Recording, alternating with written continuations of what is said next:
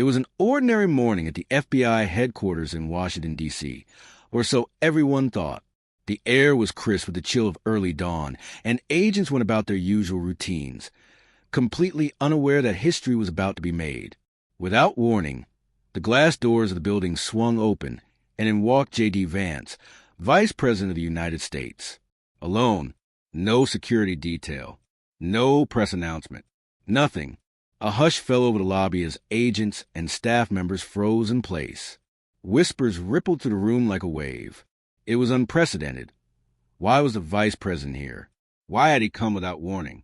Some agents exchanged nervous glances. Others instinctively straightened their ties or adjusted their holsters, unsure of how to react. The air grew thick with tension. At the front desk, the receptionist's hands trembled slightly as she met his piercing gaze. "Yes, sir. Can I help you?" she stammered. Vance offered a polite but firm smile, though his eyes carried a weight that sent a chill down her spine. His words were simple, yet they sent shockwaves through the entire room. "I'm here to see Kash Patel." A deep silence settled over the headquarters. Somewhere in the back, an agent knocked over his coffee. Others stiffened, their minds racing with possibilities. Patel, the newly appointed FBI director, had been at the center of massive internal reforms, cutting down corruption and exposing misconduct. Vance's arrival, unannounced and deliberate, meant only one thing. Something serious was about to unfold, and whatever it was, it would change the course of the nation forever. Inside the high-security conference room of the FBI headquarters, a heavy silence filled the air as JD Vance, Vice President of the United States, placed a thick, classified folder on the polished wooden table. Across from him, Kash Patel, the newly appointed FBI director, leaned forward, his sharp eyes scanning Vance's expression. Patel had spent months rooting out corruption within the Bureau, but something about the vice president's demeanor sent a chill down his spine.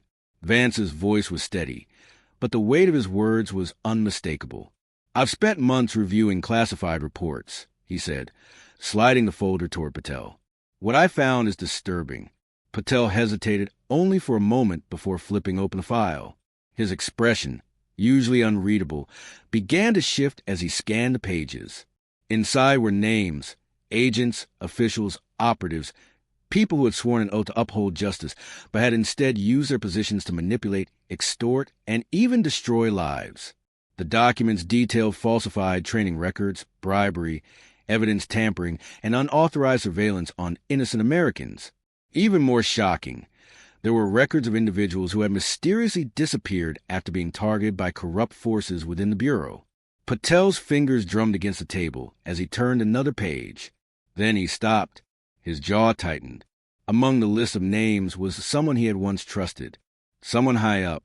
He exhaled sharply, shutting the folder with a decisive snap. His usual composure was replaced with something more urgent, an unspoken understanding that this was no longer just about cleaning house.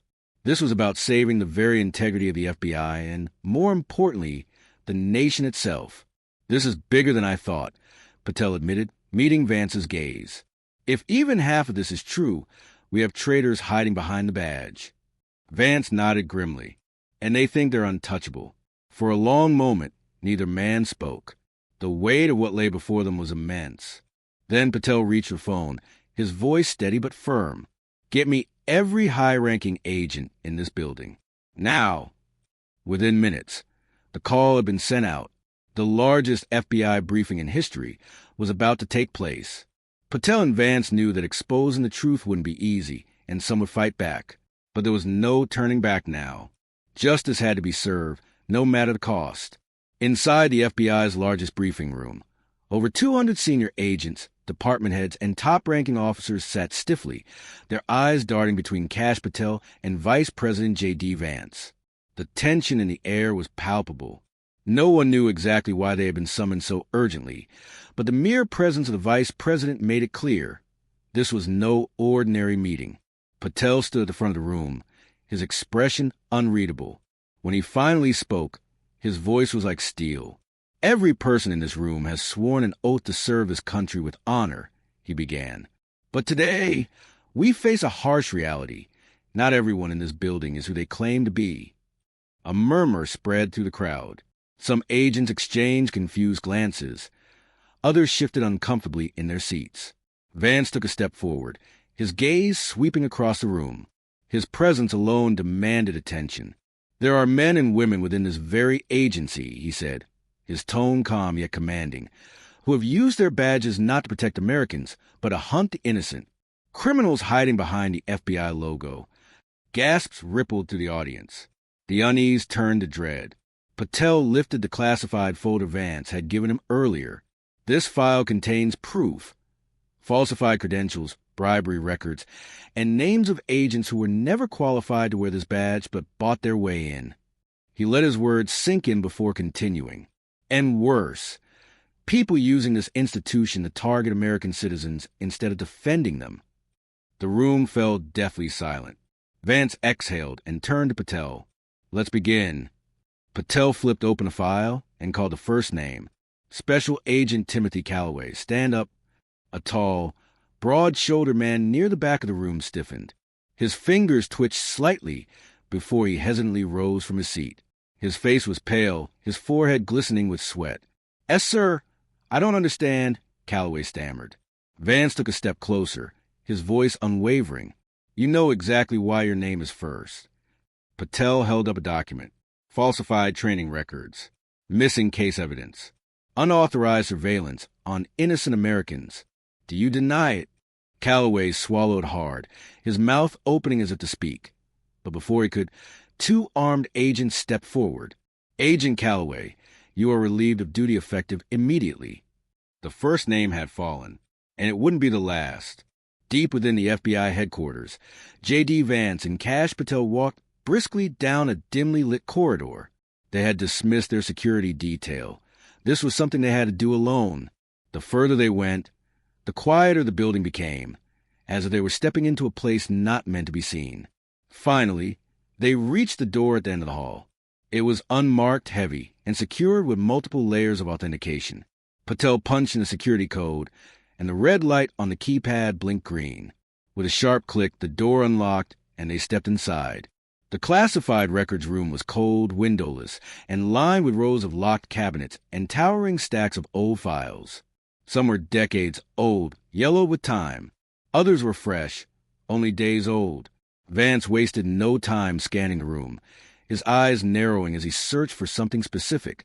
Patel moved to a set of recently archived documents, flipping through them rapidly. Then he stopped.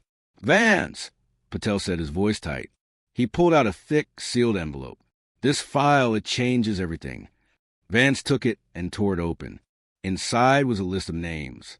Wrongfully arrested, mysteriously disappeared. Families destroyed by fabricated charges. His breath caught as he reached the bottom of the page. A single name stood out. A 12-year-old boy. Patel exhaled sharply. That kid was taken from his family 2 months ago, framed for something he never did. We think someone inside the bureau set him up to cover their tracks. Vance's grip on the paper tightened. Where is he now? Before Patel could answer, the room was suddenly plunged into complete darkness. The hum of the overhead lights vanished, replaced by an eerie silence. Even the faint mechanical buzz of security cameras cut out. The air grew heavier, thick with an unspoken realization. Someone had cut the power. Vance's instincts kicked in. He reached for his phone. No signal. Patel tried the door, locked from the outside. A sound echoed from the hallway. Footsteps. More than one set. Vance turned to Patel, his voice low but firm. "This is a setup." A loud bang on the door confirmed it. Someone inside the FBI didn't want him leaving this room alive. The darkness inside the classified records room was suffocating. JD Vance and Cash Patel stood frozen, their instincts sharpening. The power outage wasn't a coincidence. Someone inside the FBI had cut the lights and locked them in. Then came the sound. Footsteps in the hallway. More than one person. Moving fast. Vance reached for his phone. No signal. Patel tried the door. Locked. A loud bang echoed from the hallway, followed by another. Someone was trying to force their way in. Vance turned to Patel, his voice low but firm. "We need to move. Now." Patel pulled out a key card override from his pocket. With a swipe, the lock clicked open. Vance pushed the door cautiously, peering into the dimly lit corridor. It was empty, but only for a moment. Two masked men rounded the corner, guns raised. "Run," Patel whispered. Without hesitation, they sprinted down the hallway as bullets shattered the glass around them. Vance and Patel turned sharply, taking an alternate route through the building. More footsteps thundered behind them. Whoever was after them had come prepared. "This isn't just an intimidation tactic," Patel muttered as they ducked into a stairwell. "They're trying to take us out." Vance nodded, his mind racing. "Which means we found something big." As they reached the exit, Patel slammed his badge against the security panel, and the door swung open. The cold night air hit them as they burst into the FBI parking lot. Sirens blared in the distance, but none were coming their way. They got control of building security. Patel panted, hands on his knees. "We can't trust anyone inside." Vance pulled out a second phone, a secure line only two people had access to. He dialed, and the call rang once, twice. Then a deep, familiar voice answered. "Mr. Vice President." President Trump said, his tone instantly serious. "Sir, listen to me carefully," Vance said, steady but urgent. "We found something. Something big." A pause. Then Trump's voice hardened. "How bad?" Vance clenched his jaw. "Bad enough that they just tried to kill us inside FBI headquarters." Silence. Then Trump's response was firm. "I'm sending help. Stay put." Vance ended the call and turned to Patel. "The president knows. They'll either back off or they'll come at us harder." Patel exhaled sharply. "And we both know which one is more likely." The fight was far from over. The air was thick with tension as JD Vance and Cash Patel sat inside a black SUV parked in a secluded lot outside Washington, D.C. Patel's phone buzzed, and he glanced at the screen. A single anonymous message flashed. "Warehouse 16. Dockyard. 1 hour." Vance and Patel exchanged a glance. They knew what this meant. It was a trap, but they had no choice. The boy's life was at stake. Patel gripped the steering wheel. "We don't have backup." Vance's eyes darkened. "Then we go in smart." 45 minutes later, they arrived at the docks. The warehouse loomed in the darkness, a single flickering overhead light casting eerie shadows. The place was too quiet. Then a faint, muffled cry. "He's inside," Patel whispered. They moved forward, weapons drawn. Vance pushed the heavy door open, revealing a maze of stacked crates. The air smelled of oil and damp wood. Then movement, a red laser that appeared on Vance's chest. "Down!" Patel yelled, tackling Vance as a gunshot rang out. The bullet shattered a crate behind them. The room erupted in chaos. Shadows moved between the crates, at least 5 gunmen. The ambush was on. Vance rolled behind cover and fired, taking down one attacker. Patel flanked right, clearing a path forward. The firefight was relentless, but they pushed through. Then they heard it, a weak, desperate voice. "Help!" Vance turned the corner and saw him. The 12-year-old boy, tied to a chair, his face bruised, eyes wide with terror. Vance rushed forward, but voice cut through the gunfire. "Step away from the kid." A masked man stood behind the boy, gun raised. Patel moved to fire, but the man smirked. "Try it and he dies." Vance met his gaze. "You don't have to do this." "Innocence doesn't matter," the man sneered. A single gunshot rang out. The man collapsed. Behind him, an FBI agent, one of Patel's loyalists, emerged from the shadows. The ambush had failed. Vance untied the boy. "You're safe now." The child, sobbing, clung to him. "I just want to go home." By morning, every major news network was running the story.